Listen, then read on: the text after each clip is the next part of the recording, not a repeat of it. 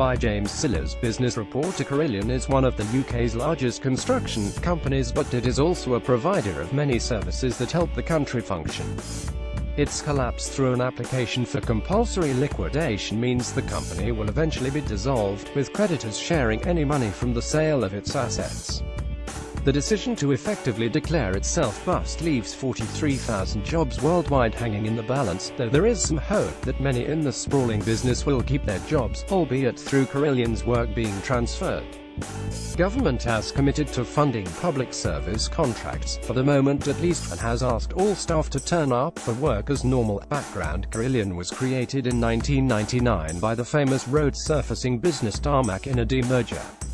It expanded its interests, buying a string of companies, including Milam in 2006 and Alfred McAlpine 2 years later. The Wolverhampton-based company described itself as an integrated support business, with its main focus being on construction and support services work in the UK, Canada and the Middle East. Almost half its workers, 19,500 people, are in the UK. Construction was at the heart of the business.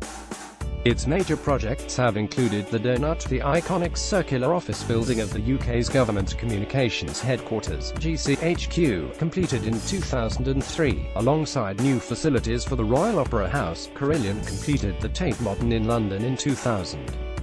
Its other projects have included the Grand Mosque in Oman, as well as an expansion to Liverpool FC's Anfield Stadium in 2016. It had almost completed work on the Midland Metropolitan Hospital in Sandwell, a 670-bed super hospital, with the Sandwell and West Birmingham Hospitals NHS Trust saying on Monday it was working with the government on putting alternative arrangements in place. The knock-on effect was also being felt by some rivals, with Balfour Beatty saying it faced costs of up to £45 million arising from its joint ventures with Carillion Schools. Carillion holds various public sector contracts, even providing dinners. It is supposed to provide 32,000 meals to primary and secondary schools every day in the UK. About half that number is in Oxfordshire, where the fire service has been put on standby to help with deliveries, if needed. The company has been responsible for cleaning 245 schools and provides maintenance to hundreds more UK-wide. Transport: Carillion is the second largest supplier to Network Rail. Its work includes track, signalling and building projects, recently completing a scheme in Edinburgh over the festive season. Carillion was also among winning bidders for 2 key tunnel and track contracts on the HS2 rail project worth £1.4 billion. One of its partners in the work, Kier Group, said on Monday that it was working to achieve continuity of service on not just HS2 but also on the Shared Highways England Smart in motorway programme.